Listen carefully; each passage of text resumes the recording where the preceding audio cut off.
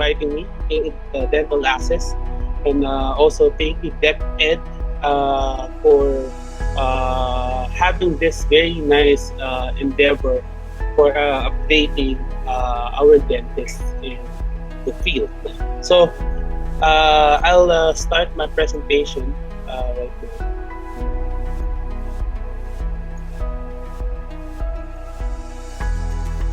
And we'll be talking about something that is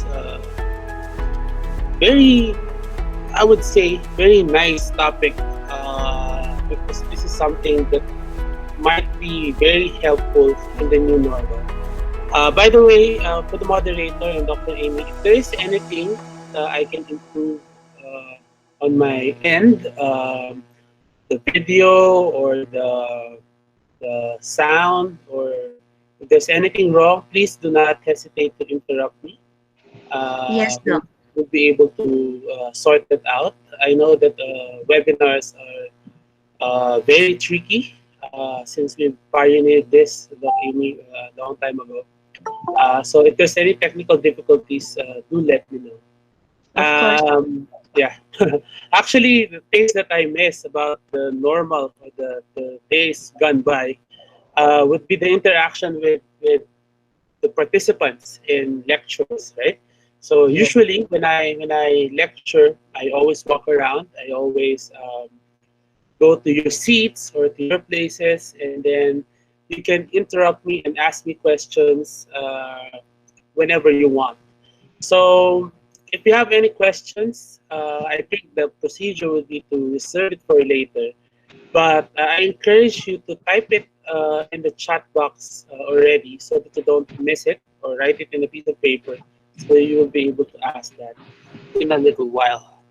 So I think I was introduced already a while ago. I'm Dr. Kim, and I'd like to welcome you to my lecture, my presentation.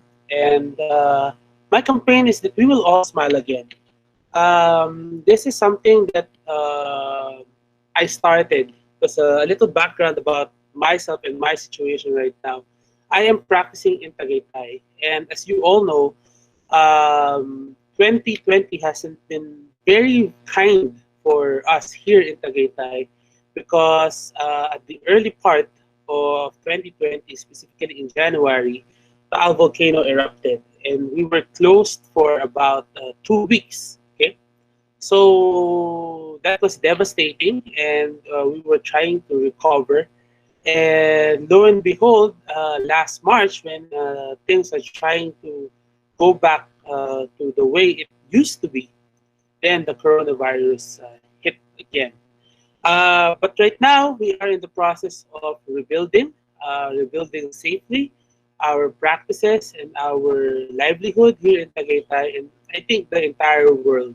So my campaign is that we will all smile again, and that the new normal will be a healthier, better normal for all of us. Okay, so if we get too emotional or we get too nostalgic with the good old days, probably it's going to be hard for us to face the new normal, which is inevitable. So let's talk about the topic for today: indirect ceramic polymers for endodontically treated teeth. I chose this topic because when we opened up um, this June, our offices opened up this June, I saw an upsurge in the number of endodontic cases that we saw. Okay, so this is one of the things that are coming in into the office, and I think this is something that it is also nice to discuss on how to restore the teeth. Okay, of course, definitely the precautions should be there. Rubber dams and everything should be there. Some of these cases has been done a few years back, so some of them does not have rubber dam on the restorative side. But of course, endodontically, you have to always use rubber dam with or without COVID, right? So these are the things that we'll have to understand when it comes to doing endodontically treated restorations. First question is, Dr. Kim, do you do endo? No. Uh, Unfortunately, I am not doing endodontics. I am only doing the restorative part of the endodontics. But I know that the success of endodontic treatment lies on two things. Number one, on the quality of the endodontic procedure that was done or was delivered by the endodontist or the general dentist who performed the endodontics. And number two, 50%, the other half of the success is how well it was restored. Okay? So if the tooth was restored badly, okay, even if the lateral canals were filled up, all the accessory canals were filled up, even if the dentist was able to find the MB123, it will be for nothing if you did not restore it properly. Okay, and at the same time, even if you have a very nice restoration, a very nice onlay, inlay, crown, whatever you put there, if the endodontic side was done inefficiently, it is bound to fail. Right? So with that mindset, we will now start our discussion. So, what are the characteristics of an endodontically treated tooth? Number one, if you have an endodontically treated tooth, definitely you will have loss of tooth structure. Why? Number one, because most probably when you have a tooth that is indicated for endo, it is already with a very big carious lesion. Okay? There will be significant decay on the tooth. Or if not, if it is endodontically treated for other reasons, the mere access of the endodontist would result to a big loss of the tooth structure. Okay.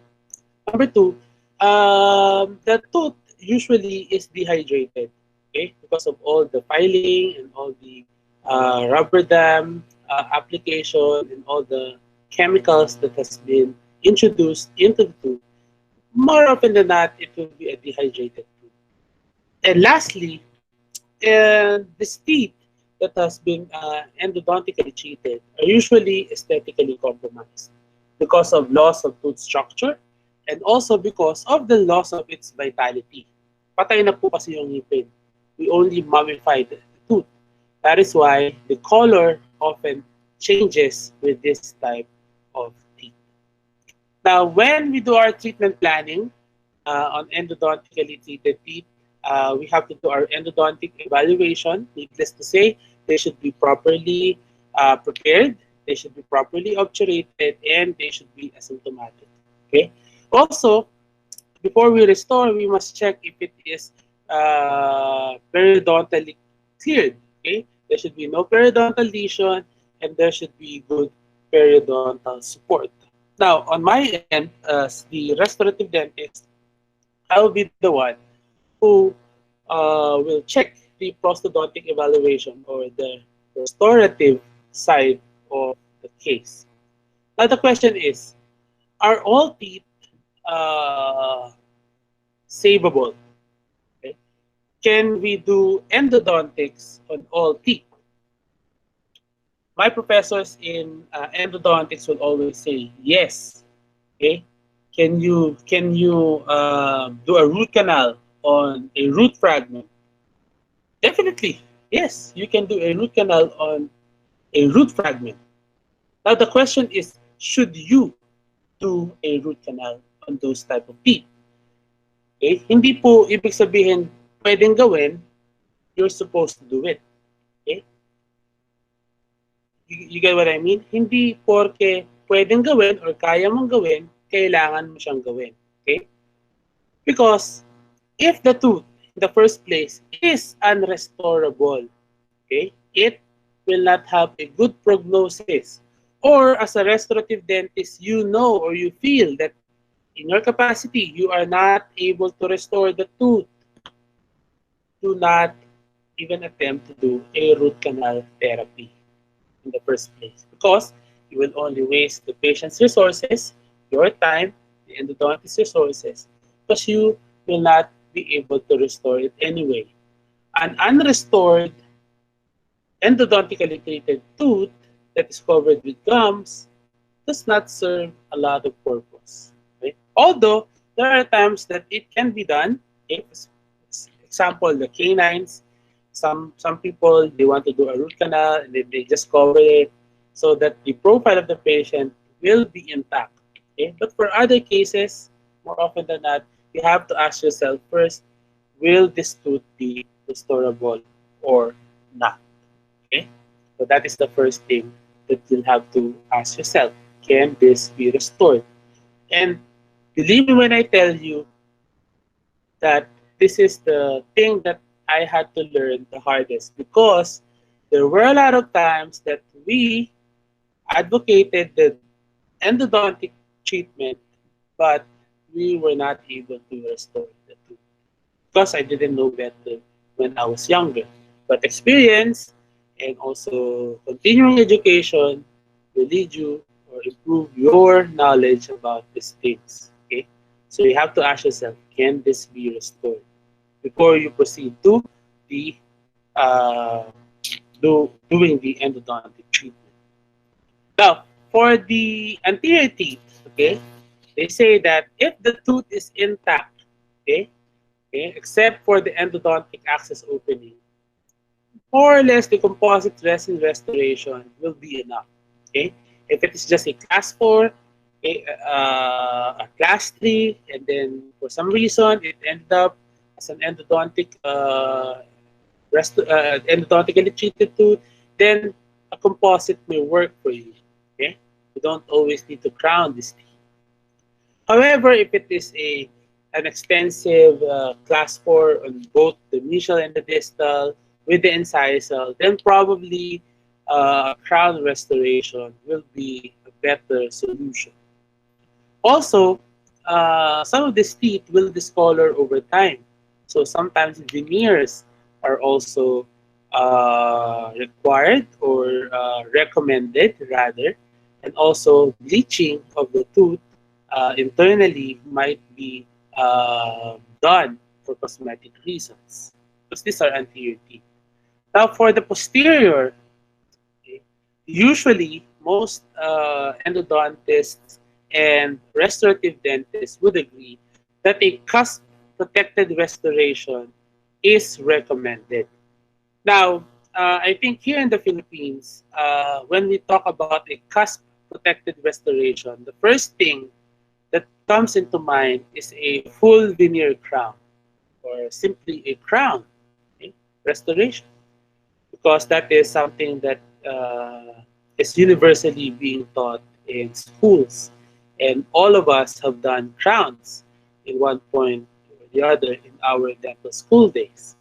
But later on in this lecture, we will understand that there are other cusp protected restorations out there, like the onlays and the overlays and the other type of cusp protected restorations that are available that you can also use to do your restorations for these types of cases. Okay, sometimes doing an onlay would be more sensible than doing a full crown. Okay, so we'll see why is that later on.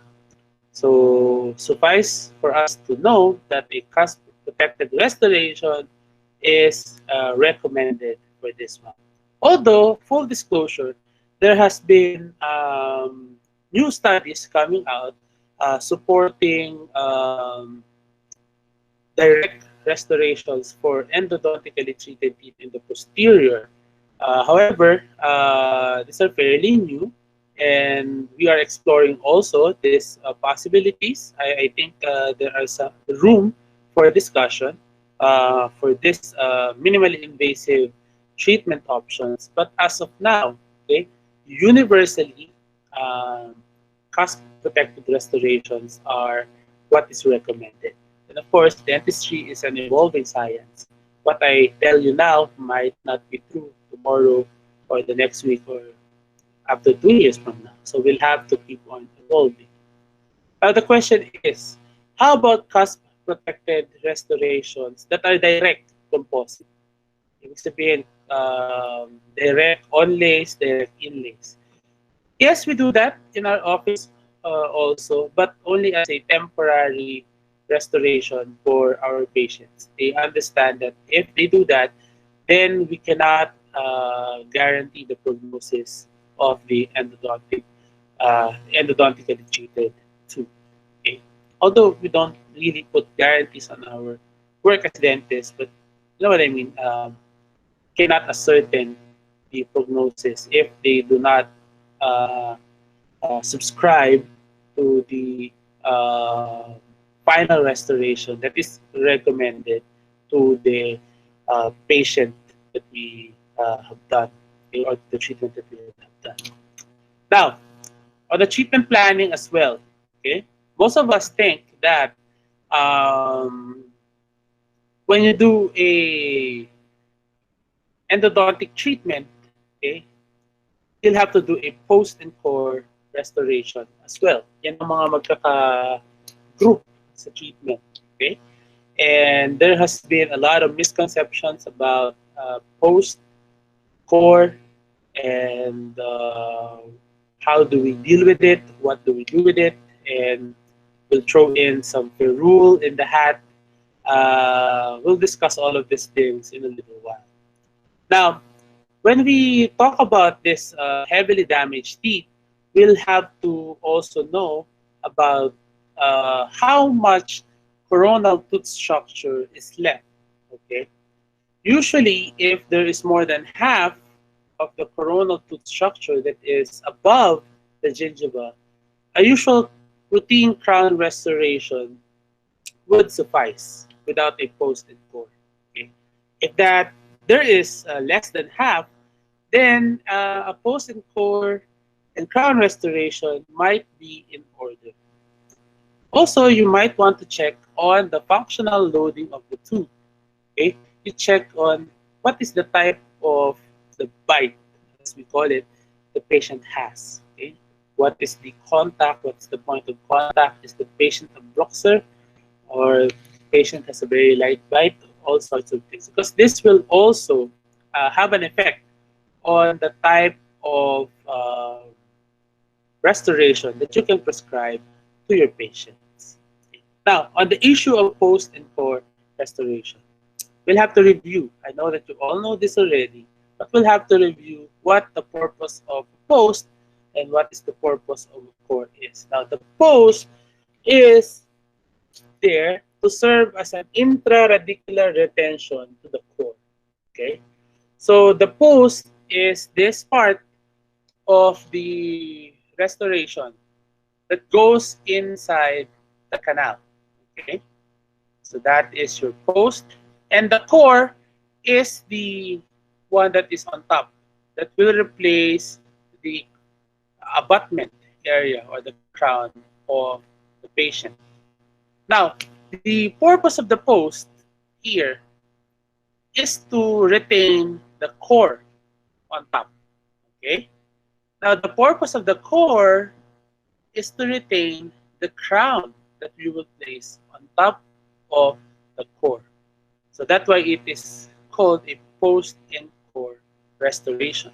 This one is a cast post and core, so they are bonded together. But you all know that, for example, you have a fiber post, you put a fiber post inside, you cement it with a resin cement, and then you make a core on top of that. Okay, so those are separate. So they have different uses. Now, there is a question that is always being asked, not just in the Philippines, but internationally. Does a post and core restoration make a tooth stronger? Okay, that is the question. Now, in your chat box, if you can access the chat box right now, can you answer? I just want to see later, yes or no. Okay, so if you can just type it down. I don't know if the moderator can see because I cannot see the screen. If you agree or disagree, just type yes if you agree that a post and core strengthens the tooth, and please type no if you think that the post and core restoration does not make the tooth stronger. I'll give you about 10 seconds. I hope this is okay, moderator, Dr. Amy, a little bit of interaction to our audience. Yes, Doc. Yeah, all right. So just give him 10 seconds, and then we'll see the results later. Don't worry, there's no wrong answer, okay, with this one. All right. So,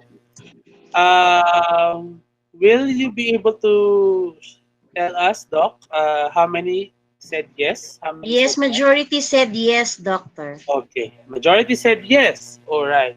So, that is consistent with what most people understand or know about post and core restorations. But in fact, eh, the truth of the matter is, a post and core restoration does not make the tooth stronger. Okay? I'm sorry to break this out to everyone, but the post and core restoration does not make the tooth stronger. Okay? There's no clinical evidence that supports that the post and core restoration strengthens or reinforces an endodontically treated tooth. Okay? Because in fact, the only reason why we place a post and a core is for retention, but not for reinforcement. We have to remember that. Okay? What is the purpose of the post? To retain the core, to have an intraradicular inside the canal retention for the core. What is the purpose of the core? To retain the crown. Okay? In all actuality, clinical studies suggest that it may even weaken the tooth due to the preparation of the canal for the post space. So when you prepare the canal to fit the post. If you have a pre-fabricated post, okay, you'll have to prep the canal. Okay, then you'll have to grind the inside of the canal, and you will actually weaken the post, or rather, you will actually weaken the tooth because you are removing the dentin inside and you are making the tooth thinner in all actuality. Also, if you are using these kinds of posts, the ones with a thread, with a very aggressive thread, okay, that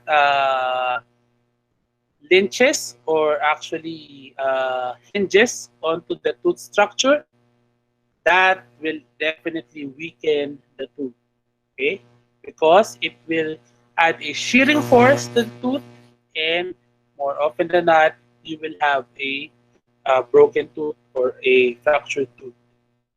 Okay? So there are posts that have threads, but they are non-aggressive. They don't have cutting edges, okay, rather. But if they are designed to cut into the dentin, then it can fracture the tooth, actually.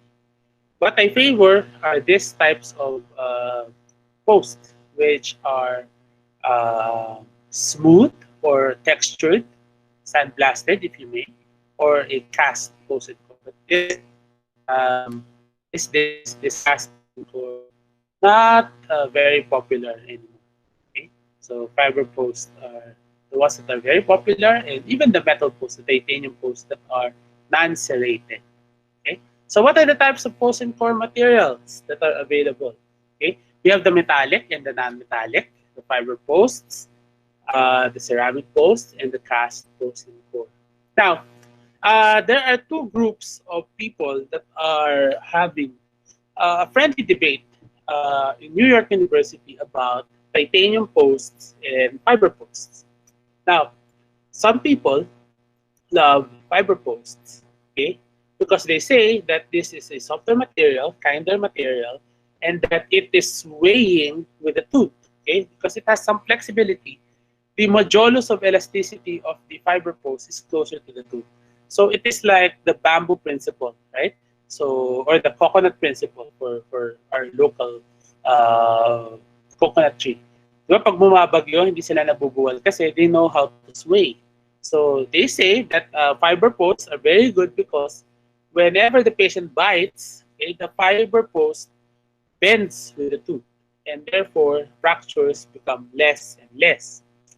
Some people on the other side of the camp loves the metallic post because they say that if you want, okay, to preserve the tooth, you don't want any bending to happen. So if you have, or if you introduce bending, then it will be very bad for the restoration. Okay, so later on we'll find out if these are true or not, okay, and what would actually be the most important thing to look at when we are doing post and core restoration. Now, root selection. Now, to be honest with you, I rarely place posts in the posterior, okay? Because I don't see much reason putting posts in the posterior, okay? Because of the next slide that I will show you. But just suffice to say that if you indeed need to put a post on the posterior, you'll have to choose the straightest canal. Okay, you'll have to place it on the straightest canal, okay, and with the root with the widest root surface area. That's the rule on that one. Now, can you place accessory posts on the other canals? You may do so, but the main post should be on the widest root surface area and on the straightest canal that you can find on posterior teeth. But again, I'm not a fan of placing posts in the posterior because, okay, we like to use the rule. So what are the rules in post and core preparation? You should have straight line canal access. You should maintain 1.25 millimeter of dentinal wall. Anything thinner than this will result to fracture. The crown to post ratio should be 2 is to 3 ratio, meaning that the post that is embedded onto the root area should be longer than the crown that you intend to place. The minimum is that it should be equal, 1 is to 1. Ideally, it should extend up to the two-thirds area of the root, okay? But you'll have to leave 4 to 5 millimeters of gutta perca at the apex for the hermetic seal. You don't want to extend too much onto that part as well. And the thing that I have been discussing a while ago, you have to have ferrule. Okay, you have to have ferrule. Now, what is ferrule? Okay, one of the lecturers in the PDA a few years back, Dr. John Sorensen, is actually one of the authors who wrote about the ferrule effect. Okay? The ferrule effect is the area or the band of tooth that will be on top of the crown, or rather the clinical crown, wherein the restoration will sit on. Okay? This is the tooth structure that will be used to support the post-and-core restoration and the subsequent crown restoration. It should be at least 1.5 to 2 millimeter of coronal tooth structure. If you don't have the ferrule, you might want to consider doing crown lengthening procedure. So in this picture, where is the ferrule? This is the ferrule. Okay, that band of tissue that spans 1.5 to 2 millimeters. That is your ferrule. So you will have to have that area there around your restoration, okay, for you to have a good uh, prognosis, okay, for your cases. Okay, now, question is, why in the posterior?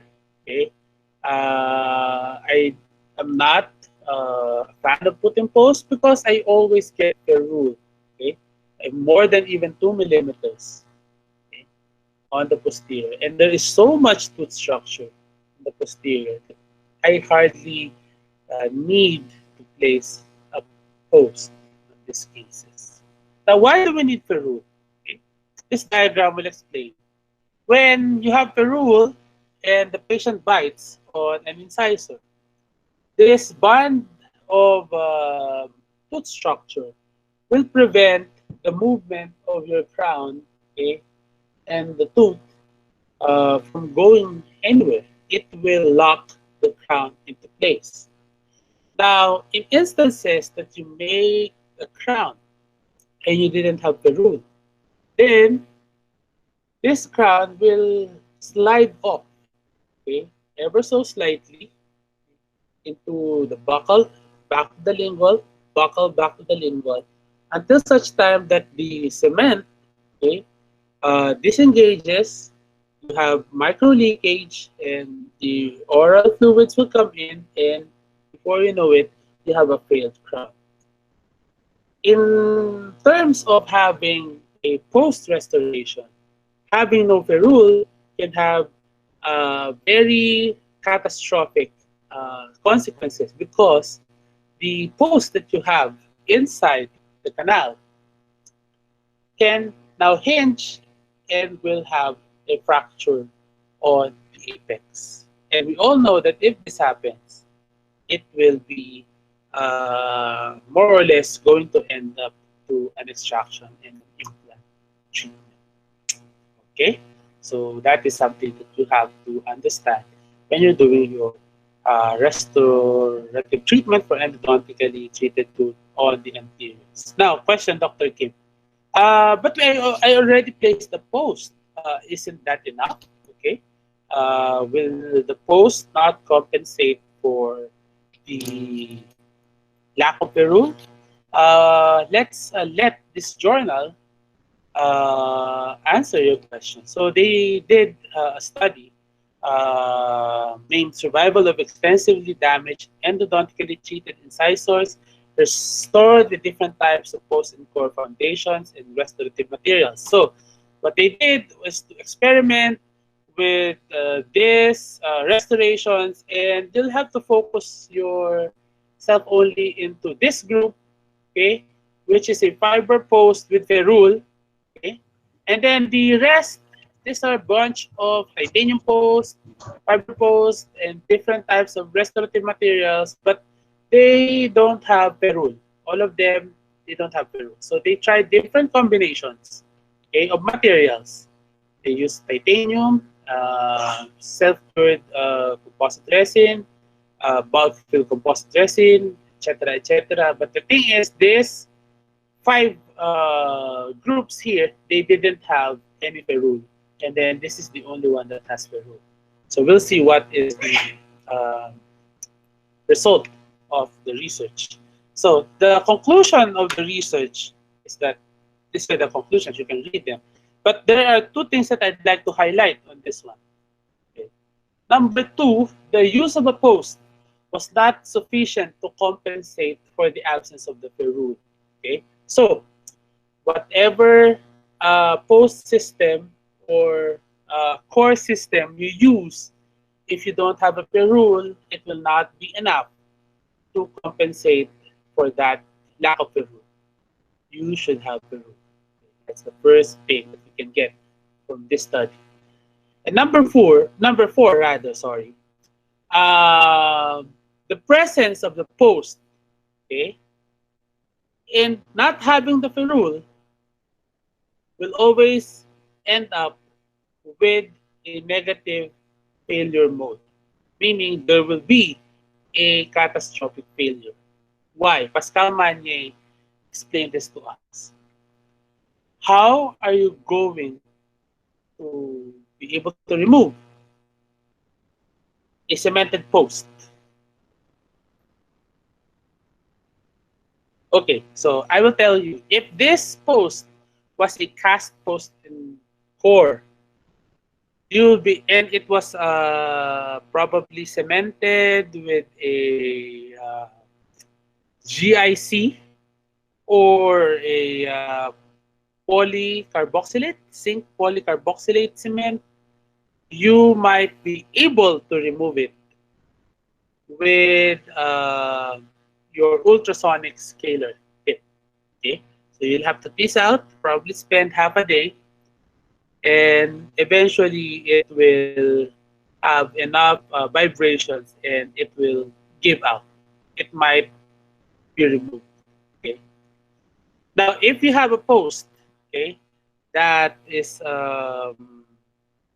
with threads, okay, and it engages onto the dentin of the tooth, and you try to unscrew, good luck.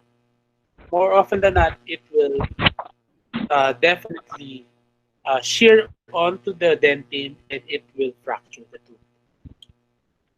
Now, my dad asked me, but Kim, dati naman when we place post, natatanggal namin. Yeah. And I asked that question to some of my teachers and professors in USC. They told me that because in the earlier days, okay, it is not uncommon to place a post in a post space that is very loose, okay, which we don't do right now. The post space should be exact, okay, but back in the day, they want it very loose so that the cement will have space. These days, we don't do that anymore, so it's going to be very hard for you to remove that one. Okay, so again, moral of the story on the impurity: if you want to put a post, okay, you have to put the rule. So you have to check per rule first before deciding to put the posts. Now let's go to the posterior, inlays and onlays. Uh, to be honest, in my practice, this is the thing that we love doing the most. Probably in my practice, this is about 60% of the restorative stuff that we do. I rarely do direct restorations anymore. I only do indirect most of the time. My associates do the direct restorations, and what we love to do is doing inlays and onlays. Well, that's me. I love doing inlays and onlays. This is an alternative for medium and large size posterior restorations, and they overcome some of the problems associated with direct posterior restorations, and they also have advantages over direct posterior restorations that aim to reduce failure. So this is a schematic diagram of an inlay and an onlay. So if you have an inlay, okay, an inlay, then it is inside the walls of the tooth. Now, an onlay or an overlay, you are missing a cusp, and it is over the tooth area. Okay. Now, what are in the indications of inlays and onlays? Again, medium to large posterior restorations. This can be your alternatives to full crown restorations. And this is definitely one of my favorite final restorations for endodontically treated posterior teeth. Now, what are the advantages of indirect inlays and onlays? Improve proximal contacts. This is number one. It's very hard to restore a very big restorative case and make the proximal contacts fit very well.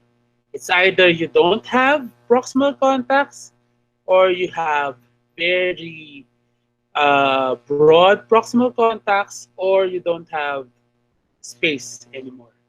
Okay? That happened to me a lot of times. Why do we need proximal contacts? This is basically more for hygiene. Okay? Contacts are there for hygiene so that you don't have foot trap areas in that part of tooth. Also, improved occlusion. Okay, how many times have you made your direct restorations with very nice occlusal anatomy, only to find out that when you ask the patient to bite on the articulating paper, it is very high, and you'll have to grind all the art that you placed onto the occlusion. Okay, with this one, you do it on the articulator, and you will be able to see the occlusion on 3 dimension, and it will be easier for you to make, for the laboratory technician to make for you. Improve fit as well onto the margin, okay, and all the areas of the restoration. This will have a decreased micro leakage, and this will also definitely increase longevity.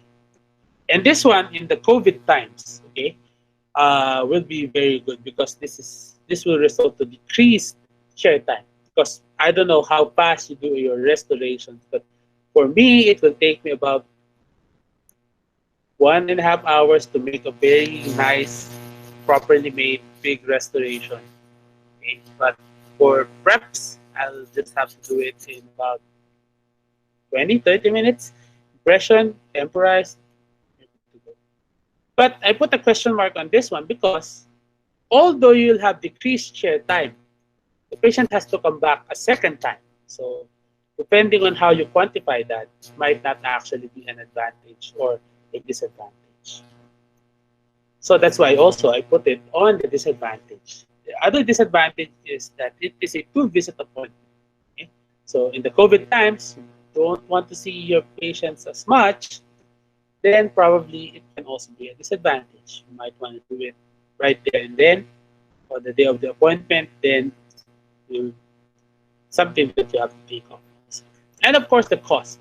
Generally, indirect restorations, because of the additional steps needed to accomplish it, will cost a little bit more. What are the failure rates of indirect inlays and onlays?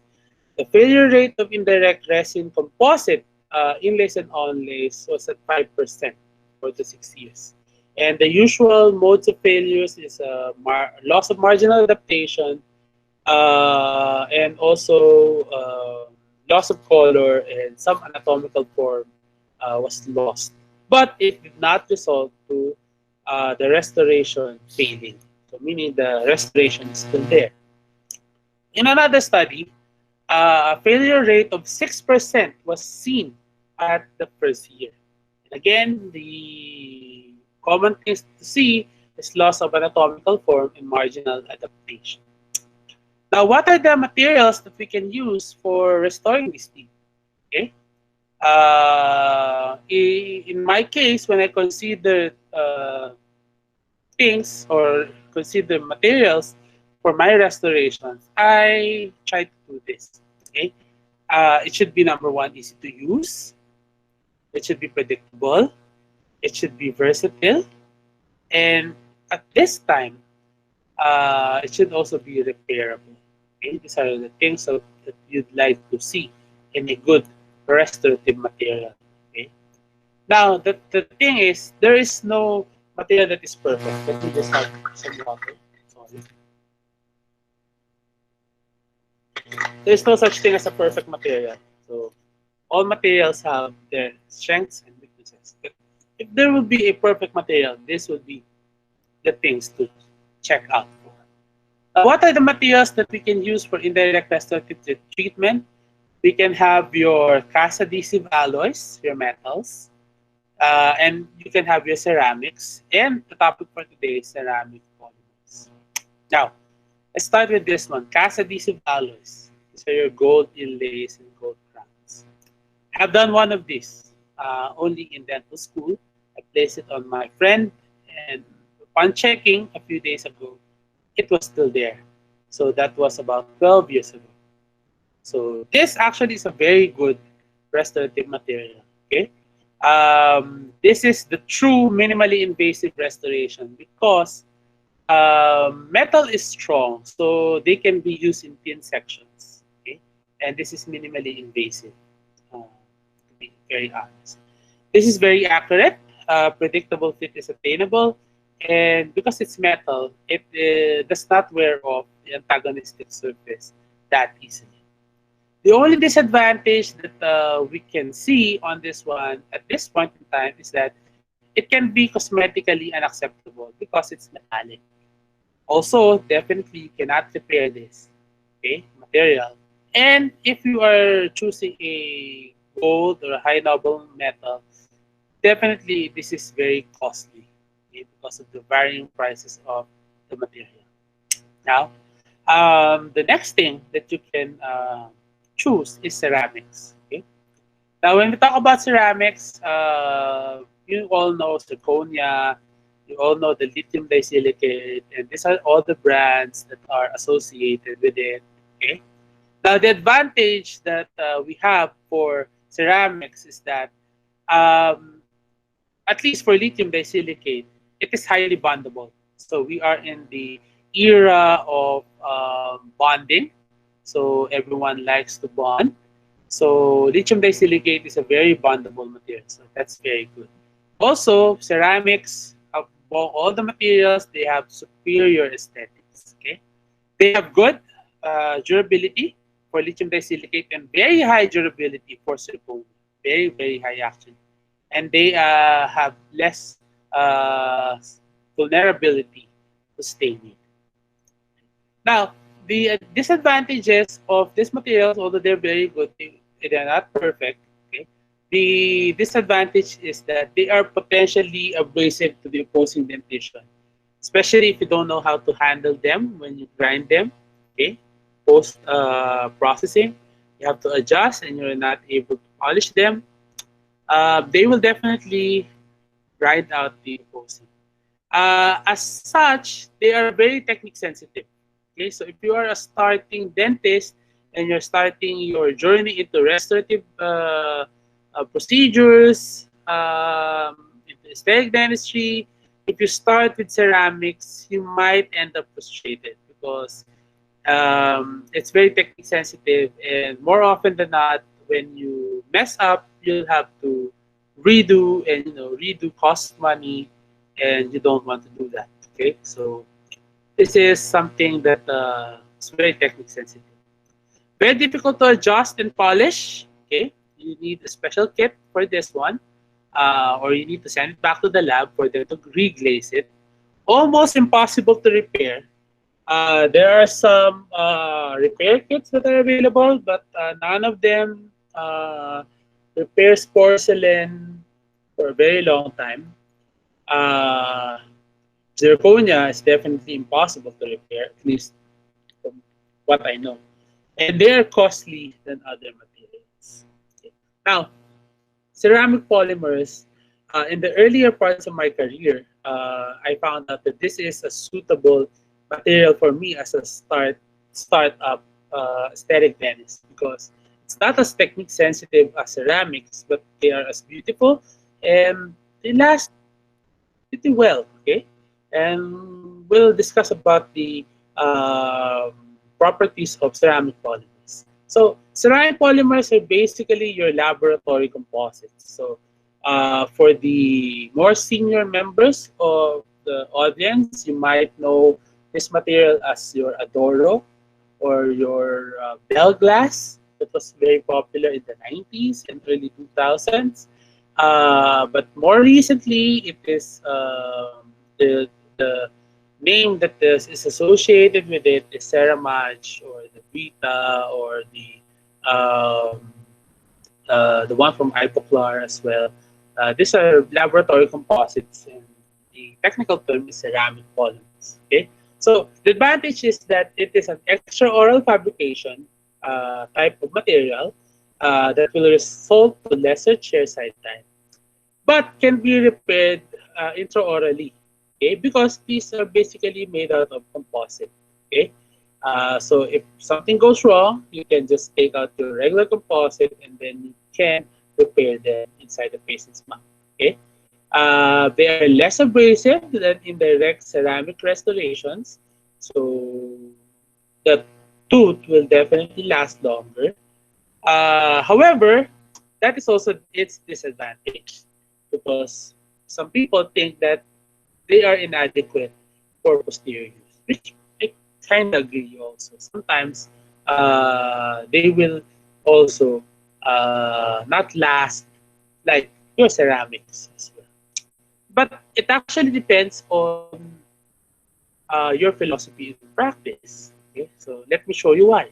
So we'll have to compare the physical properties of the materials. So we have your enamel, color blue. The ceramic polymer is color green. Lithium disilicate is your yellow. Zirconia is your red. As you can see here in compressive strength, ceramic polymer is the lowest among lithium disilicate and zirconia. In the flexural strength as well, the lowest, okay, against lithium disilicate and zirconia.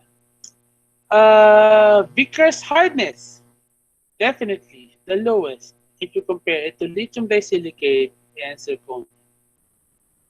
Basically, in summary, it is actually the lowest or the weakest material in the bunch if you compare it to lithium disilicate and zirconia. So, Dr. Kim, what is the point of even recommending us to use ceramic polymer? Because if you will also notice, among the materials, ceramic polymers has the closest properties with the natural dentition or the enamel. Compressive strength, enamel 384, ceramic polymer 354. Flexural strength, enamel 160, um, ceramic polymers 140. Vickers hardness, okay, 350 and 650 and 750. So ceramic polymers, okay, has the closest physical property to enamel. So you won't destroy the natural dentition. So again, it's the philosophy in practice. Would you rather have your natural dentition abrade or break, or you will just let your restoration abrade because you can just replace it or repair it after some time? Again, I cannot answer that for you. It's your philosophy in practice. So let's talk about some cases. Okay, so this is an onlay. This was referred to me by an endodontist. Let's see what we try to do with this one. So this is a video. Usually this should have music because, as you all know, I also DJ. But I think for Google Meet, there's some settings that you'll have to do. But so there's no music for this one. I'll just annotate. So we did the margin elevation technique on this case, and we did a cusp protective preparation, okay, cuspal coverage design, okay, for an onlay. Of course, we took the impression, we sent it to the lab, and we did a ceramic polymer onlay. We bonded it to the patient. So this is your before, and this is your after.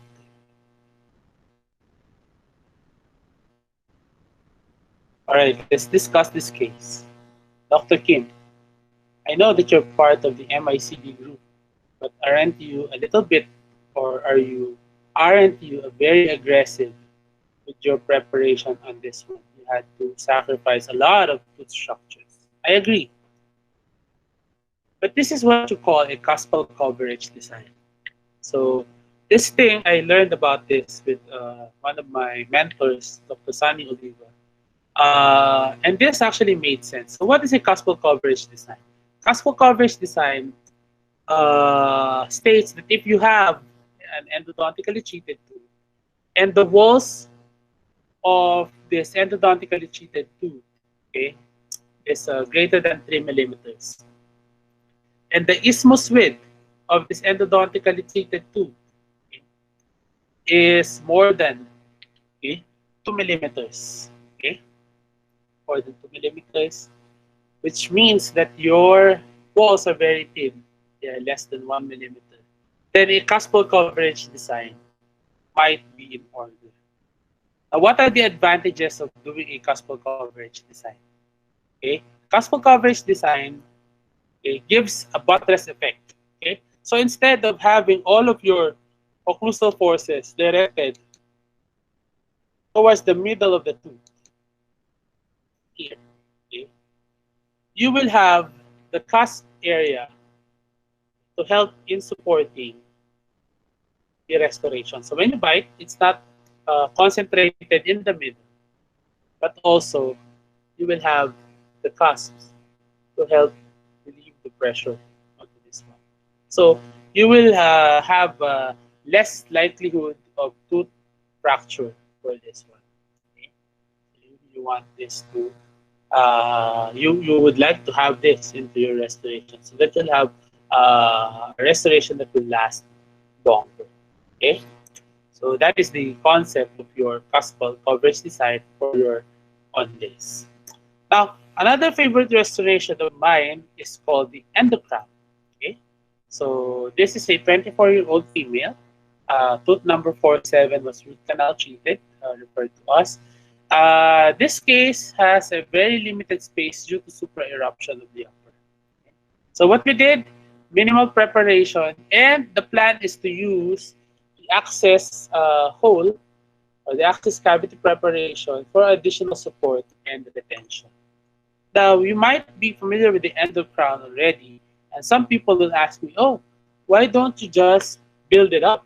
Okay, just do a full build up like this one, okay, and then just put a crown. Yes, that might work.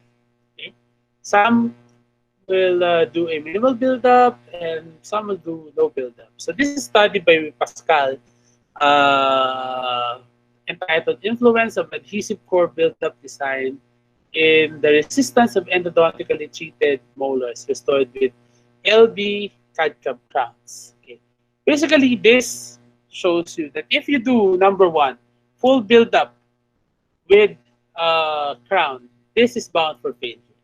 So if you are going to do this, choose between these two. Do minimal build-up, okay, or do no build-up and do an endo crown na lang. Okay? This will give you better chance for success. Okay? Why do I like endo crowns?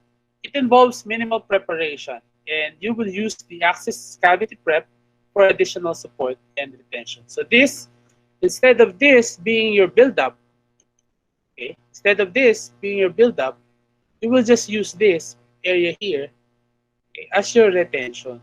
Okay, it's like the core is integrated onto the crown.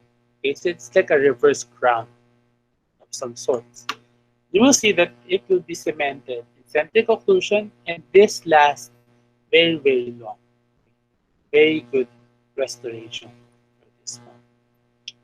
Okay, so what are the other applications of ceramic polymers? I also like it for long-term provisionals for inlay bridge. Okay, for this one. So this tooth, okay, this case, this has a root canal treated molar, and this one has a slight cavity on this area. This tooth was extracted, and we want to do it temporary for this one, long-term temporary rather, because the patient is contemplating on doing an implant. So let's see. So what we did for this case, sent to us, incipient class 2 on the pre-op of the premolar, sorry. We did the prep.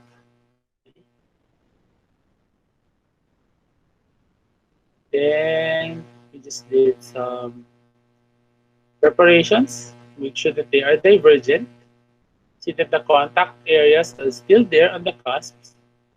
Okay, and then we asked the lab to make a fiber reinforced inlay bridge. Okay, this is made out of ceramic polymer. Okay.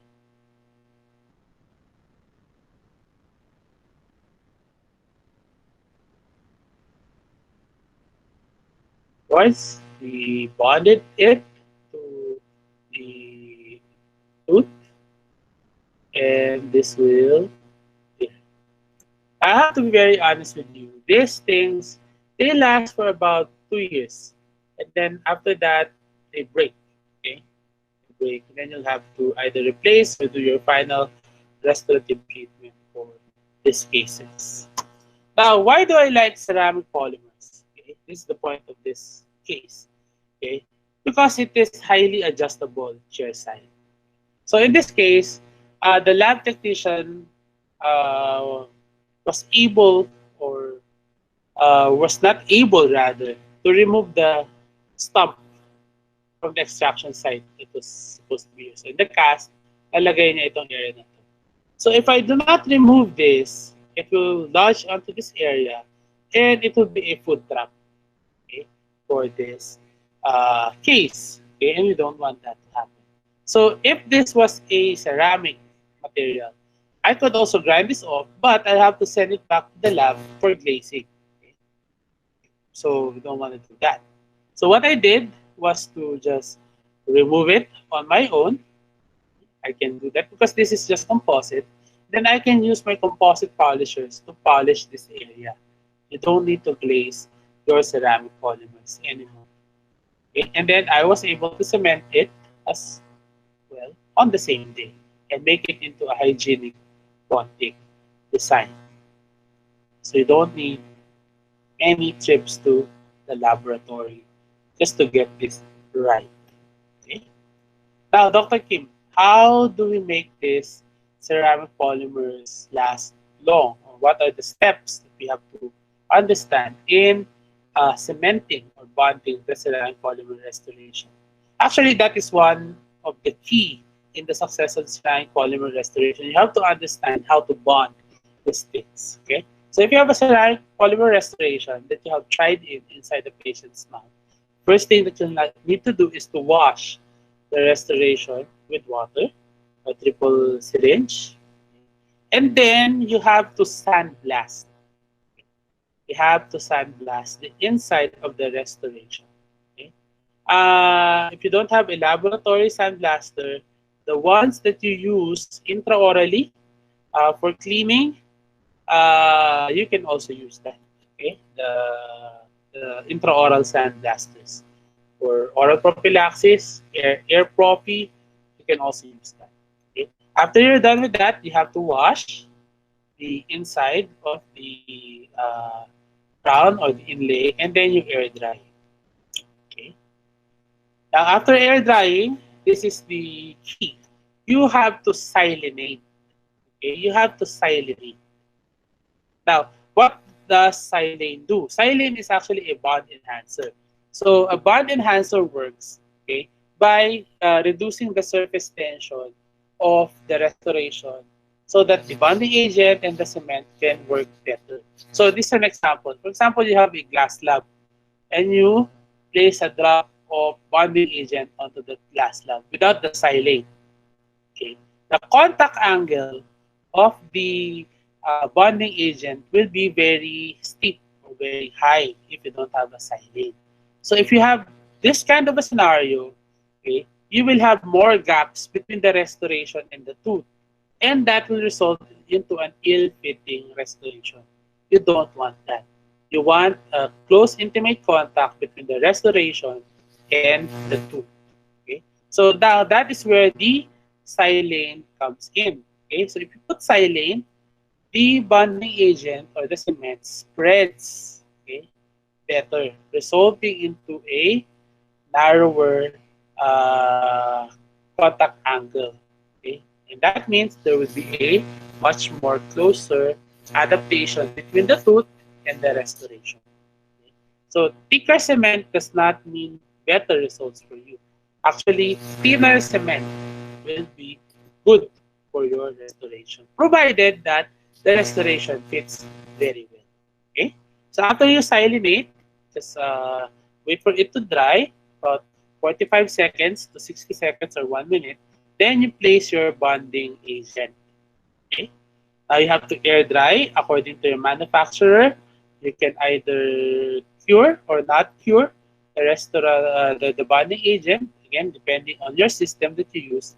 And then that's the time that you place your resin cement. Okay?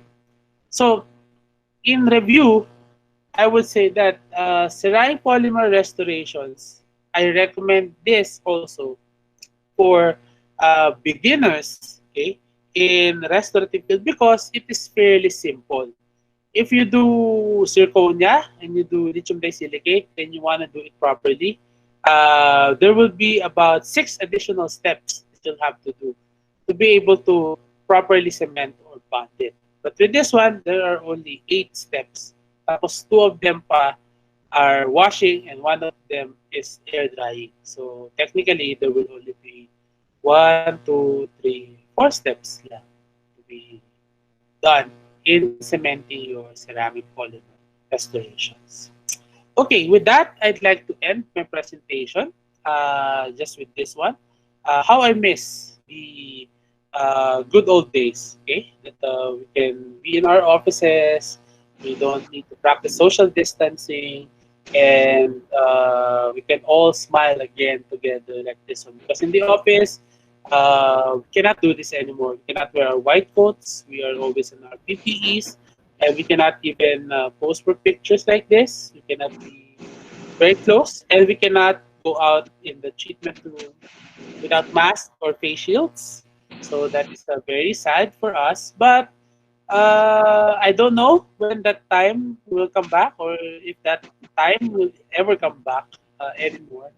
But what I know is that we have to accept this new normal. And the sooner that we accept it, the sooner that we embrace it, the better we will be in the future. And we'll just look at the good old days, and we'll, we'll see that we'll have a better future. We will all smile at the end together. Thank you very much. If you have questions, I have time to answer. But if you have other questions that are not related to the topic, you can ask me. I'm very open to questions. You can just bring out your smartphones and put your smartphones onto the QR code in the screen, and that will lead you to my Facebook Messenger, my personal Facebook Messenger, and I will be able to answer your questions. If you're not doing that, you can also send me an email at hello Dr. Kim Fajardo at fajardodental.com. I think that's all. Thank you very much, Dental Access and DepEd, for having me. It has been a wonderful experience, and I'm open to answer any of your questions right now. Thank you very much. Yes, thank you very much, Dr. Kim Fajardo, for your insightful and very informative talk.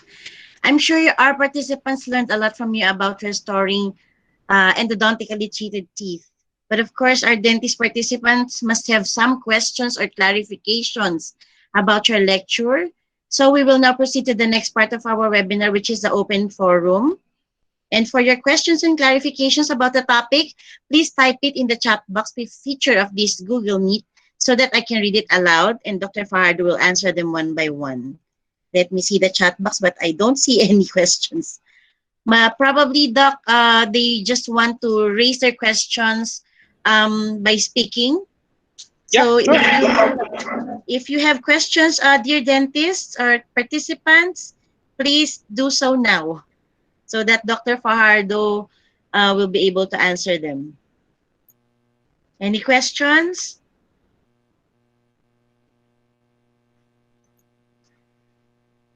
Actually, Doc, I have a question Sure, here, sure, sure. but Yeah. but it was already answered by you. Yeah. What's My that? question was, what cement would you recommend for endo crowns? I think Okay. you already answered that. Yeah, for endocrowns, resin cements. Actually, for this material, okay, for ceramic polymers, since they are resin based, you would also want to do resin based cement. So resin cement would be good. Dual cure resin cement is what is needed for this one. Okay. And Doc, how long does it take for the endo crowns to be made in the laboratory? How long does it take? Well, depends on your laboratory, because the thing is, I have my in-house dental lab. So if I want it done on the same day, it can be done. But usually the turnaround time when I was using a commercial lab, about 3 days, probably. Okay. I see a question here, Doc, several questions from Dr. Michael Lara. The question is, in case sandblasting is not available, can a diamond burr do the job? Okay, Dr. Lara. Technically, if you just want to roughen the surface, the burr, the diamond burr, will do the job to roughen the surface. The only issue with the diamond burr is that it will actually alter the internal fit of the restoration. Okay? So, ang mangyayari po niyan, matcha-chop nyo yung internal surface of the tooth, or so of the restoration rather, and it will mess up the fit of the restoration. That is why sandblasting is advocated. If you don't have a sandblaster, I would say that just skip the step. Okay, just skip the step if you don't have it. There might be a drop in the bond strength of the restoration, but it will still work. Okay, what I presented is our protocol. and that will lead to the optimum bond of the restoration. Okay? But I don't suggest that you use the burr to, kind of roughen the surface. Okay? It might cause more problems than solutions for us. So another question, Doc. Do you have any preferred fiber post, especially for molars? Uh, like what I said a while ago, I don't really like putting posts in the molars. Okay.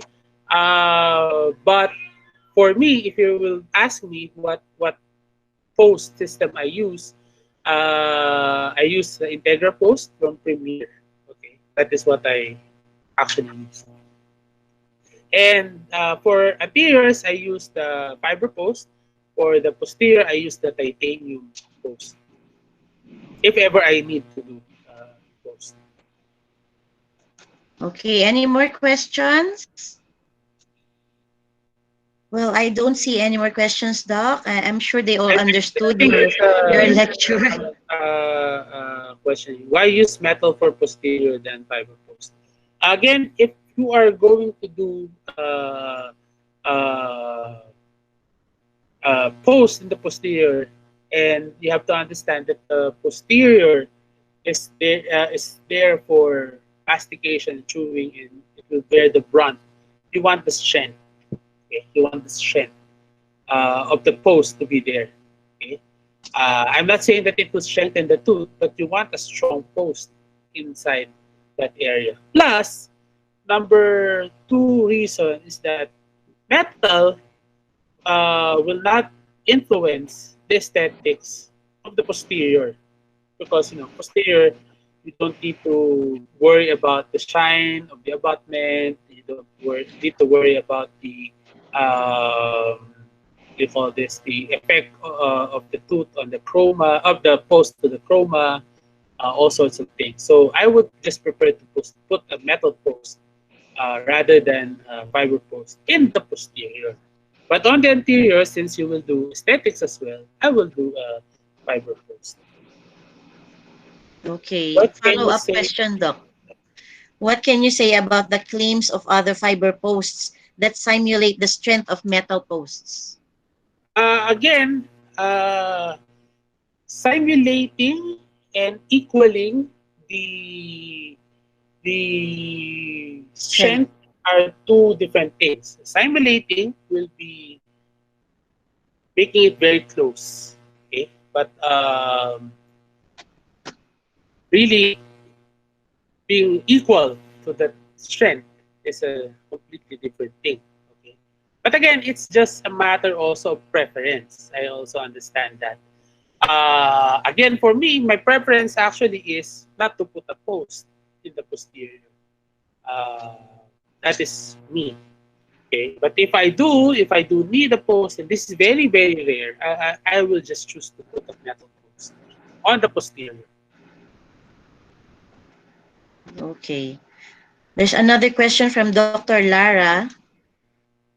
Can a bulk fill flowable resin be used as an alternative cement for bonding a resin polymer crown? Okay, Doc. I have to answer that with a no, because if it is a crown restoration, okay, it would probably be around at least 2 to 2.5 millimeters thick. Your light cure will not be able to penetrate that thickness. Now Mm-hmm. I understand where this question is coming from. uh, because some people advocate the use of flowable resin as actually their resin cement, even actually the heated composite as their cement. You can use that only for veneers on the anterior because they are very thin.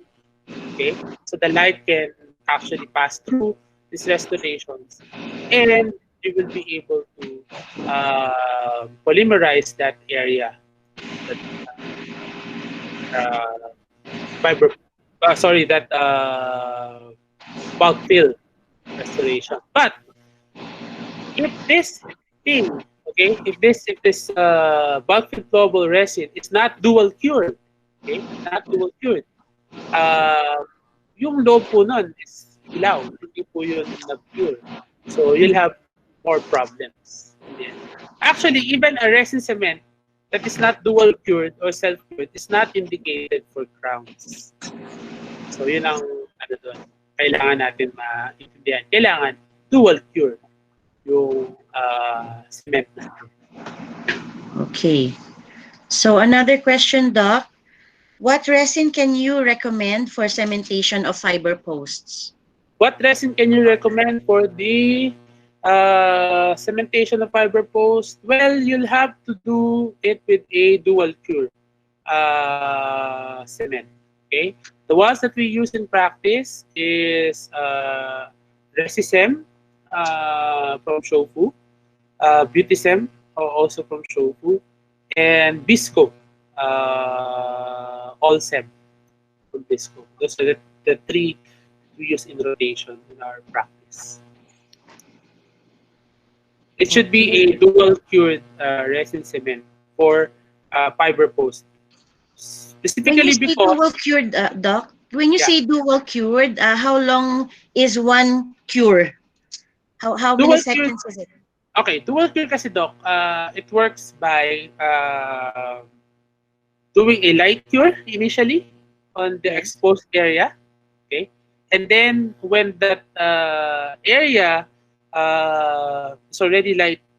is already polymerized rather by light, Mm-hmm. the inside will cure over a few minutes, about I think 3 to 5 minutes, because of the absence of oxygen. That's the chemistry behind that. So kailangan mag-block yung oxygen sa loob ng kanal or sa loob ng crown ng light cured material para mag-polymerize siya. So yun Mm-hmm. yung ano niya, yun yung concept niya. That is why even if unlike the self-cured resin cement na there's a time limit, right? Na magsiset siya. For dual cure, even if magtagal siya, if you don't put on the light, it will not cure inside. So yun yung concept. No? So usually what I see after light curing for about 30 to 45 seconds, you wait for about 3 to 5 minutes and then you'll be having a cured cement inside. Okay, thank you, Doc, for that answer. So if you have no more questions, then we'll have to thank you, Dr. Kim Fajardo, for your insightful and very informative talk. And if there are no more questions, it's now time for me to ask our participants two succeeding questions for a prize. Doc Amy, do we have prizes there? Yes, Doc Doc, of Amy? course, of course. Oh, okay, Opo. so we'll now proceed to the We Ask You Answer portion. And for first-time joiners in our webinar, we will be giving away 2 PPEs to those of you who will be able to answer first our questions. And the very first one who types the correct answer on the chat box will be declared as the winner. And the questions will be coming from the lecture of Dr. Kim Fajardo. So here's the first question. Be ready. First, give one type of prefabricated post and core. There were several types given by Dr. Fajardo, but I'm just asking for one type. Timer starts now. Prefabricated. I think we have a winner now. Let me just check. Okay. So the first one who answered correctly is Dr. Maria Socorro Victoria Salazar. And her answer is ceramic polymer.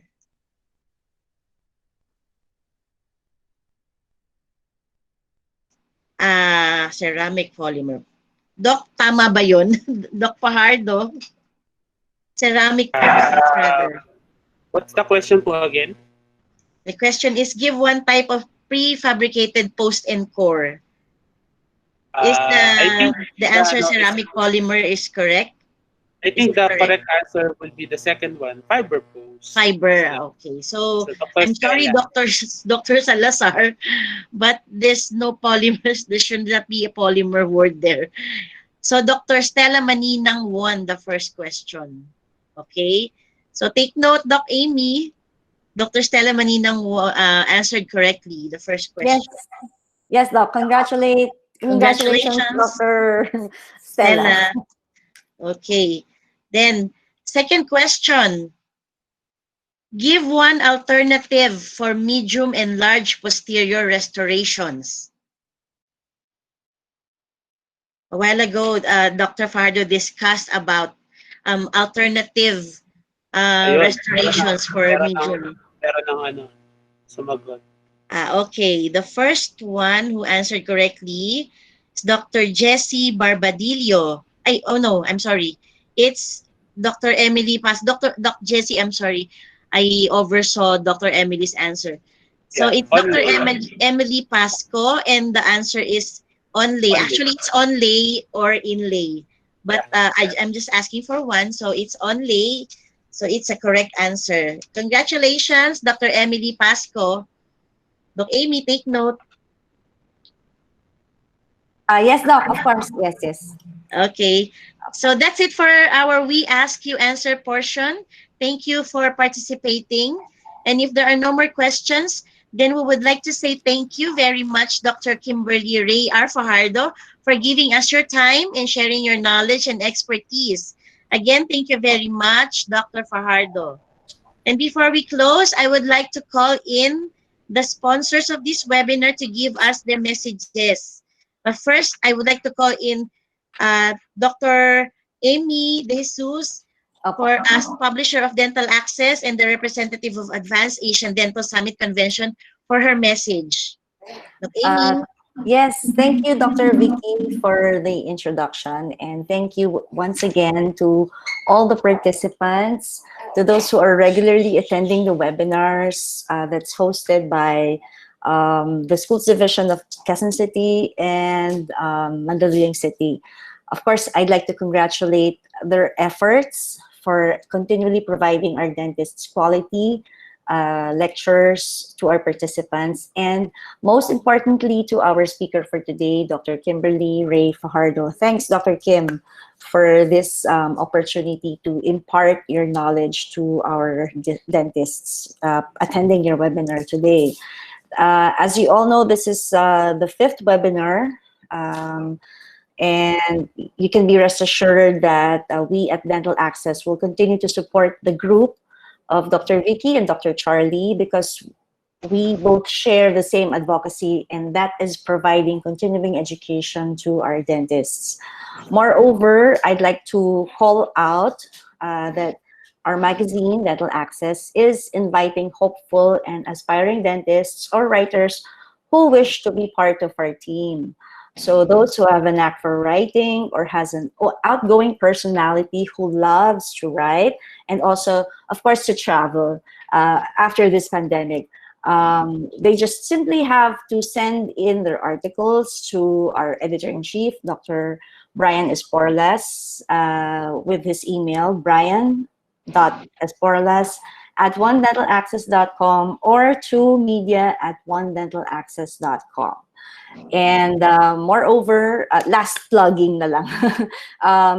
We are setting a dental convention, which is the Advanced Asian Dental Summit, which will happen in 2021. This convention will invite our homegrown speakers and international speakers, and we will also be having international traders from all over the world. So you can expect that this convention will bring more productive activities aside from the lectures, the trade exhibits, and more exciting activities that's prepared to all participants. So hope to see you there, and thank you very much for this opportunity. Now back to you, Dr. Vicky. Thank you very much, Dr. Amy. And thank you so much to our resource speaker for today, Dr. Kimberly Ray R. Fajardo, to our sponsors, Dental Access and Advanced Asian Dental Summit Convention, Dr. Army Cabero de Jesus, and Dr. Brian Esparlas. And thank you to all the participants who joined us today in this 5th Joint Dental Webinar. Please join us again next week for another Joint Dental Webinar. Now that ends our webinar for this week. This is Dr. Vicky Bernaldez from the Schools Division Office of Mandaluyong. Thank you for joining us and have a good day. Thank you, Doc.